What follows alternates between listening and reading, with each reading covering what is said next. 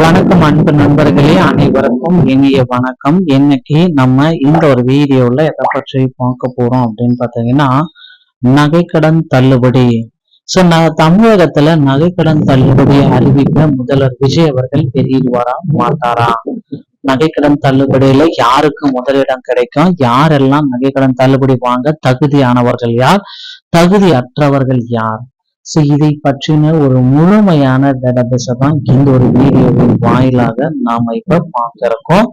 மக்களே, நீங்க நம்முடைய சேனலை முதல் முறையா பாக்குறீங்க அப்படின்னா மறக்காம ஒரு சப்ஸ்கிரைப் பெல்ல கிளிக் பண்ணி வச்சுக்கோங்க. வாங்க வீடியோக்குள்ள போகலாம். நகைக்கடன் தள்ளுபடிக்கு உண்டான விவரங்கள். தமிழகம் முழுவதுமே இந்த நகைக்கடன் தள்ளுபடி அப்படின்ற அறிவிப்பு போயிடுச்சு. அதே போல பாத்தீங்கன்னா நகைக்கடன் தள்ளுபடி அப்படின்ற அறிவிப்பை முதல்வர் விஜய் அவர்கள் வெளியிடுவாரா மாட்டாரா? அனைவருமே இதை தாங்க எதிர்பார்த்துட்டு இருக்காங்க. வங்கிகளுக்கு என்ன உத்தரவு புறப்பட்டிருக்கு. நகைக்கடன் தள்ளுபடி அப்படின்றது கண்டிப்பா எல்லோருக்குமே தெரிஞ்சிருக்க வேண்டிய விஷயம்தான். இந்த தள்ளுபடியை முதல்வர் விஜய் அவர்கள் கண்டிப்பா கொடுப்பாரு. ஏன்னா தேர்தல் வாக்குறுதிகள்ல இதை குறிப்பிடவே இல்லைனாலும் இந்த தள்ளுபடியுடைய அமைப்பு அப்படின்றது அப்படிதாங்க. மக்கள் பாத்தீங்கன்னா காலங்காலமாக கடந்த 10 ஆண்டுகளாகவே இந்த நகைக்கடன் தள்ளுபடி அப்படின்றதுல எல்லாருமே எதிர்பார்த்ததுதான்.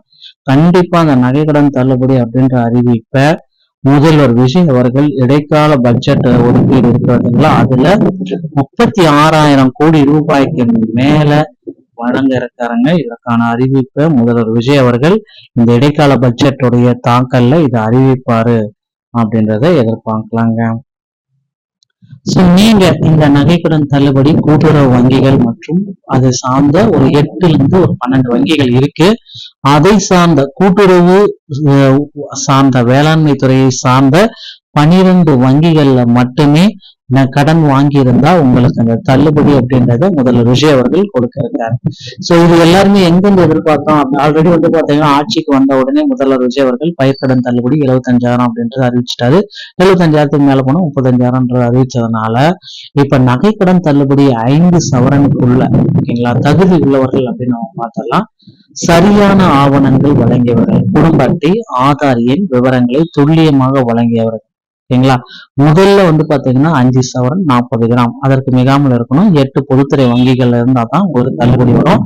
அடுத்து ஸ்பெஷல் கேட்டகரி எப்படி பாக்குறப்ப இலங்கை தமிழர்கள், மறுவாழ்வு முகாமில் வசிக்கும் இலங்கை தமிழர்கள், குடும்ப ஓய்வூதியர்கள், தமிழ்நாடு அரசு வாழ குடும்ப ஓய்வூதியர்கள், தமிழக அரசின் குடும்ப ஓய்வூதியம் பெறுபவர்கள், செல்லுபடியாகும் ரேஷன் அட்டை தற்போது பயன்பாட்டில் உள்ள செல்லுபடியாகக்கூடிய ரேஷன் அட்டை வைத்திருப்பவர்களுக்கும் இந்த தள்ளுபடி கண்டிப்பாக கிடைக்கும் அப்படின்றத உறுதியா சொல்றாங்க. அடுத்த ஒரு தகவல் அப்படின்னு நம்ம பார்த்தோம் அப்படின்னா யாருக்கு இந்த தகுதியே கிடையாது. இவங்க எல்லாமே ரிஜெக்டட் கேண்டிடேட் லிஸ்ட்ல வரவங்க. 5 சவரனுக்கு மேல அதாவது 40 கிராமுக்கு மேல 41 கிராம் போனா கூட உங்களுக்கு தள்ளுபடி ரிஜெக்ட். அரசு மற்றும் கூட்டுறவு துறை ஊழியர்கள், அரசு ஊழியர்கள் மற்றும் கூட்டுறவு சங்கங்களில் பணியாற்றுவார்கள் மற்றும் அவர் குடும்பத்துல இருக்கிறவங்க அந்த ரேஷன் கார்டு அவர் எந்த ரேஷன் கார்டுல இருக்காரோ அந்த ரேஷன் கார்டுல எத்தனை பேர் இருந்தாலும் அந்த பேருக்கு நகைக்கடன் தள்ளுபடி கிடையாது. தவறான தகவல்கள் ரேஷன் அட்டை அல்லது ஆதார் எண் வழங்காதவர்கள் அல்லது தவறான எண்ணை வழங்கியவர்களுக்கு தள்ளுபடி கிடையாது. பிற மாநிலத்தவர்கள் ஆந்திரா, கேரளா, கர்நாடகா போன்ற பிற மாநில ரேஷன் கார்டு அட்டை வைத்திருப்பவர்களுக்கும் தள்ளுபடி கிடையாது. போலி நகைகள் முழு தொகையை செலுத்தியவர்கள், போலி நகைகளை அடகு வைத்தவர்கள் மற்றும் ஏற்கனவே கடனை அசல் வட்டி இந்த மாதிரி கொஞ்சம் கட்ட ஆரம்பிச்சிட்டீங்க அப்படின்னா உங்களுக்கு தள்ளுபடி கிடையாது. மக்களே, இதுதான் அமல் நகைக்கடன் தள்ளுபடி. இந்த தள்ளுபடி நடவடிக்கைகள் ஆகஸ்ட் மாசம் 15ஆம் தேதி முதல் அமலுக்கு வரும் அப்படின்ற நம்பிக்கையோட நம்ம வெயிட் பண்ணலாங்க. இந்த ஒரு வீடியோ பதிவு உங்களுக்கு பிடிச்சிருச்சு அப்படின்னா நீங்க நம்ம சேனலோட இணைந்திருங்கள். நன்றி, வணக்கம்.